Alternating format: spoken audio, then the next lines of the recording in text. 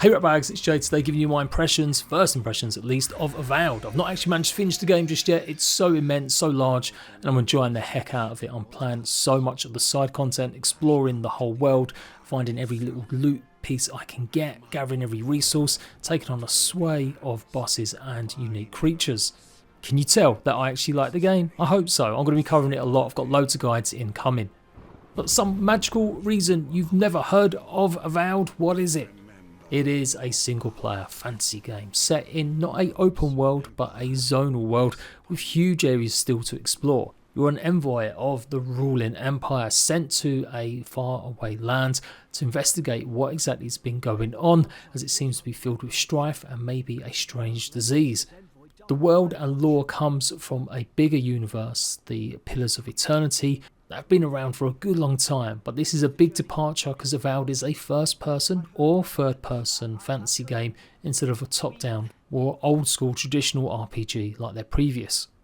I'm happy to say Avowed does carry so many of them traits, so fans of the whole universe will definitely enjoy, I think, this game, even if it is very different in terms of how it plays. It definitely got compared to games like Skyrim in the past. I think it can do a disservice to Avowed, but that's what happens when you're making a game in a fantasy set universe with the usual kind of tropes. But anyway, that's conversations for other times. What is Avowed really like? Well, the gameplay, its core features, the combat, I think is one of its best things. Specifically the magic system. There's a ton of different melee weapons that you can use, of course, and range or maybe stealth classes is something you can mix and max into. But for sure, for me, it's been the magic that's been the most fun. Combat is pretty fast paced. You can dodge around and move around at really rapid speeds, especially when you start factoring different armour, trinkets and other ways to boost your attributes. Enemies move at speed as well. I would say the combat does get quite challenging once you move into the second and third zones. There's no power scaling though, so enemies will become easier if you revisit older areas with better gear. The sheer choice in how you can approach combat, taking on different variety of creatures, is really what sells Avowed for me. All sorts of resistance, again, nothing really new in the RPG or action genre. Certain creatures will be easier to defeat using certain types of gear. The magic powers are all elemental based, nothing again you've not seen, but I like the combination that you can freeze something in place, then get a lot of good hits in with your melee weapon, or maybe then decide to set on fire. So the combinations are really cool. Magic also has practical uses. You can obviously use fire to get through brambles, but you can also freeze water to walk across to get to maybe hidden little crags or islands. So that combination with the magic and the abilities to use really rapidly and quickly is something I haven't really seen before. Not in a first person game like this anyway. It does say it can be played third person, and that's true, but this game really was designed as a first person immersive experience. So there are a variety of enemies that you'll come across, especially boss fights and unique creatures to take on. That was really fun coming across the world and different bounties, whether or not it was facing off against a giant spider or maybe some band of outlaws. Always felt rewarded for taking on certain creatures by getting unique weapons and gear. So it made me want to go on and take on various different activities and side quests much more to see what kind of special loot I could find.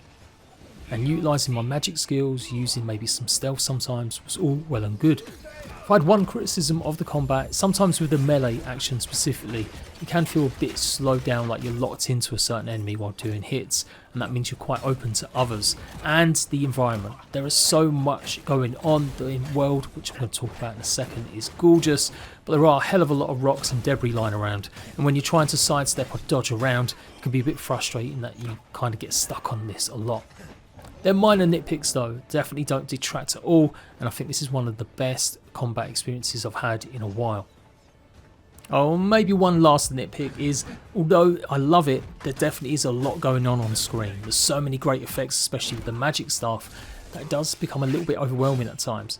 Maybe I should have checked if there was some options in the HUD and stuff to reduce this somewhat, but yeah, at times it does become a little bit overwhelming. But otherwise, I still think the combat is really great. You've got your typical sort of parry system for melee users. You can be a tanky character just going in with heavy axes and hammers, fast daggers and using bows to stay away from enemies from afar or silently. Nothing crazily different, but again, that's where I think the magic is the one outlier. That's why it was so fun, because it just felt much more evolved and definitely a little bit more fun and new. So maybe I need to spend a bit more time with melee and certain weapons, but definitely for sure, I'd give it at least a 4, maybe 5 out of 5 for combat. You can of course, like all good fantasy survival games, reset attributes and ability points to reconfigure your gear and maybe make your class into something if you're not really feeling either being a mage or warlock or a big melee build. And there's tons of these abilities and skills and perks that you can invest your experience points into. Again, usual tropes. But for people that really want to make a certain build, I think they could have fun if they really knuckle down and spend only them kind of points on that stuff. But yeah, this is what I wanted to talk about first because it is the big selling point. I'm not huge into story games as much as I used to be, and I've been trying to get back into RPGs because I used to love them, games like from yesteryear, Mass Effect and more. Covering survival games has made me kind of skip through so much. The story, I would say, is, yeah, a little bit convoluted in certain places. It does drone on a little bit. The idea is that you're this envoy that's got maybe some sort of special connection with potentially a god or something along them lines, as you are, or I chose to be, a godlike. You literally have the appearance somewhat of a god, and that gives you certain unique powers, or certainly people approach you in a different way. And quick insert here, yes, there is a character creation screen with lots of different choices. Now you can make yourself look like an absolute abomination or something relatively normal. And when I say the story is a bit convoluted, I guess I really have got a bit of an issue with the story that you get from the inner voice. You are accompanied throughout the game by a voice, and it's mysterious. I'm not going to reveal kind of how or where I've got to in the story or what I think it is. Man, it does drone on, and it interrupts quite a bit when you rest at your camp where you can take refuge and craft up new materials, get new meals and stuff like that. If I had a little criticism, I kind of wish that was dialed in a little bit. And the other story threads are that yes, you're investigating some sort of scourge or kind of infection that's making people and creatures go a bit mad, as well as start having mushrooms protrude everywhere.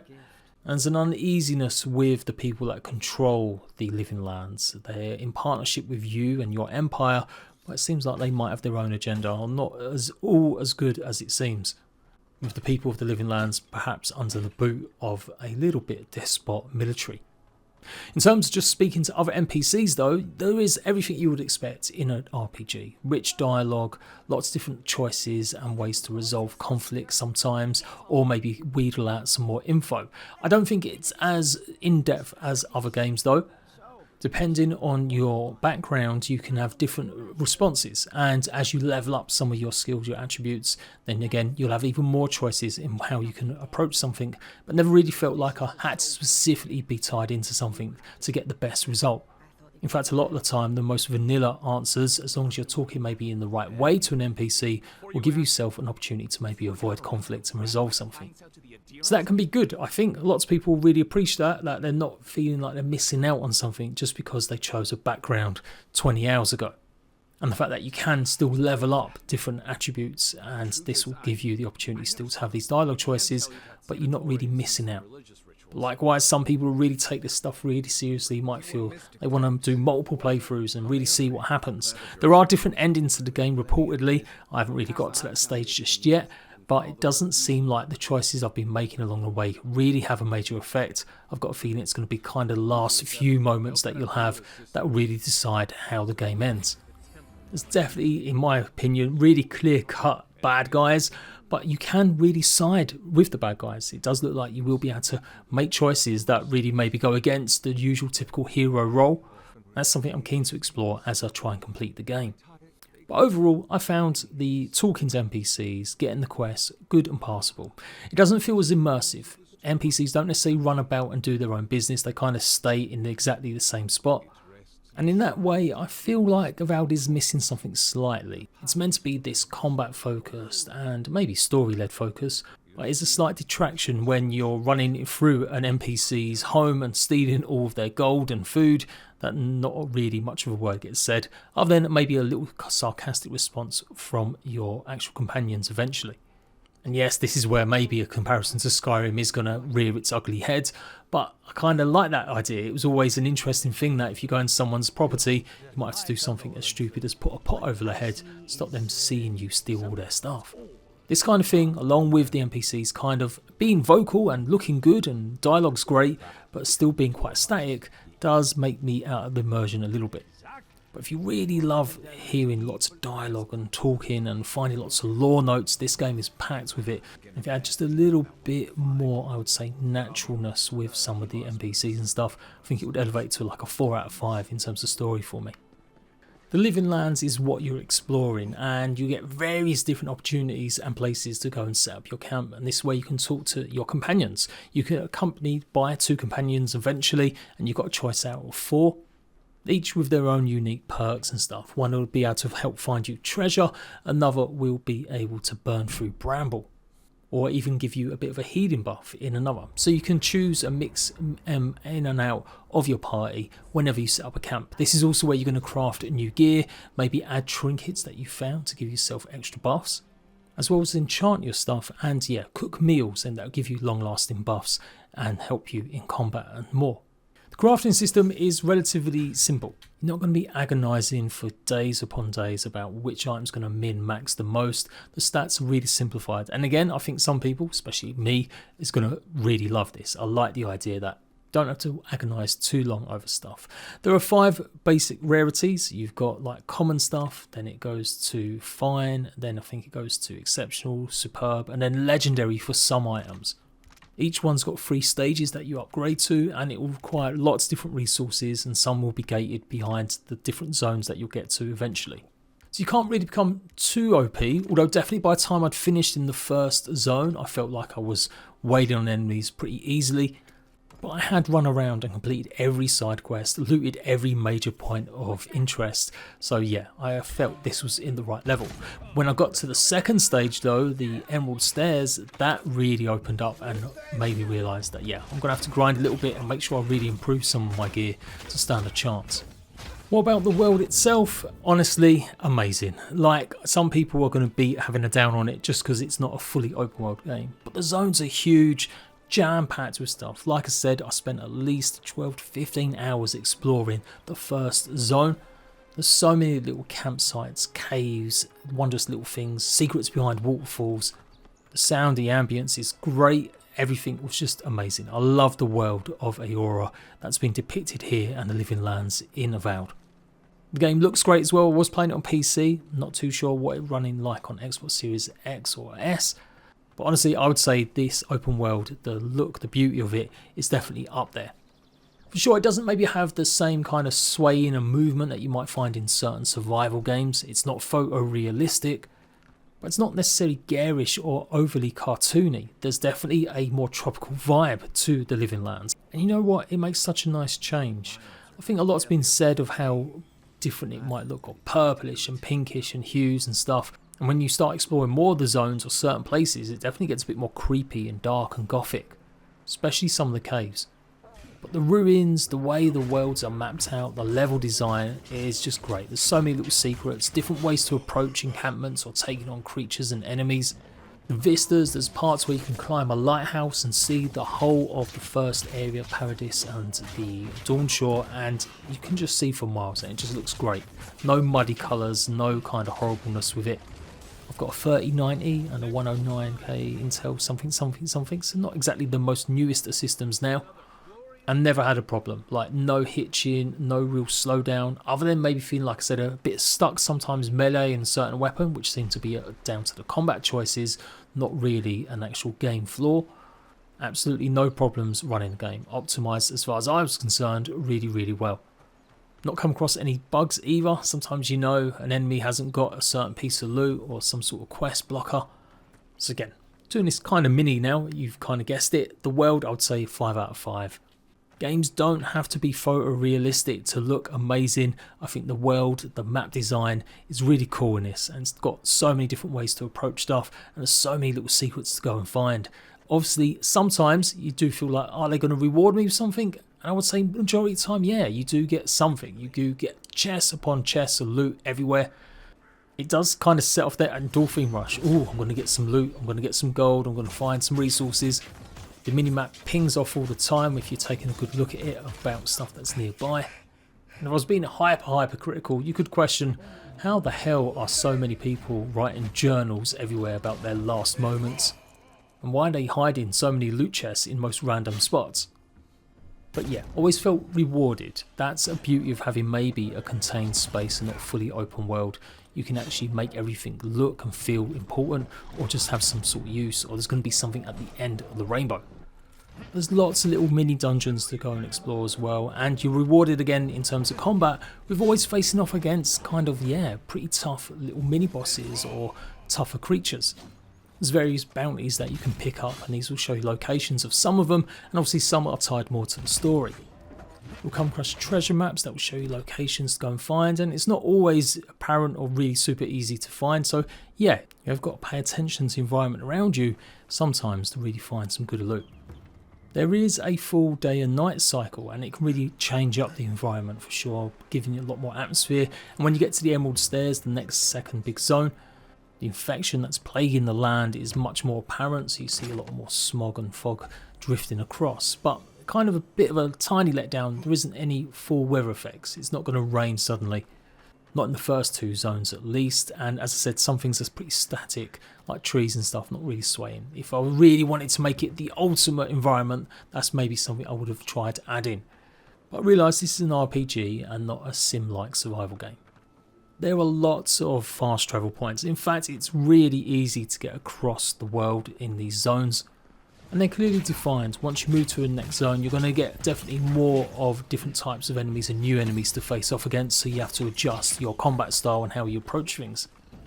I remember playing the Outer Worlds, and I actually did some videos on it way back when, and I definitely felt like some locations were really small. It definitely felt like things were kind of spaced out and there wasn't a lot going on.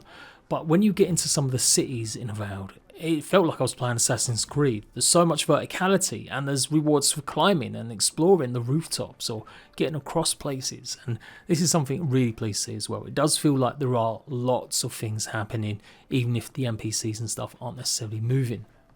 I was kind of blown away by the fact that how much you could climb and get around places, with the mantling being relatively easy to parkour your way up to something. Maybe not on the level of like Dying Light, but it was pretty forgiving in how you could traverse certain places and jump from rooftop to rooftop in the built up areas.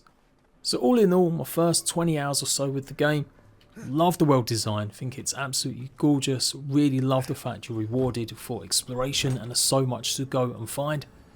The combat level is good in the early stages, and then once you get to the second zone it becomes apparent that you do need to invest a little bit more to really stand a chance against certain enemies, and the boss fights and mini creature fights that you have are really engaging as well, with each having different effects and different attacks, and I'm just loving the way that you can mix and match all of your combat styles.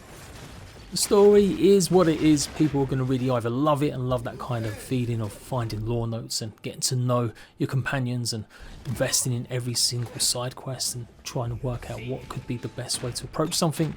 But I still appreciate that you don't have to make hard decisions all the way through and feel like you regret stuff, not at least in the early stages.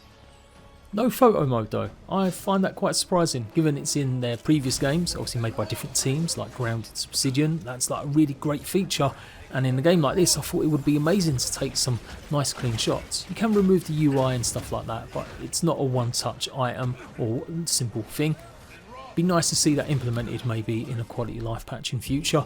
Maybe they don't want to, because it might break the immersion that you'd be able to see behind certain places by moving around the camera and stuff, and see what loot's inside something, so maybe it's an actual design choice.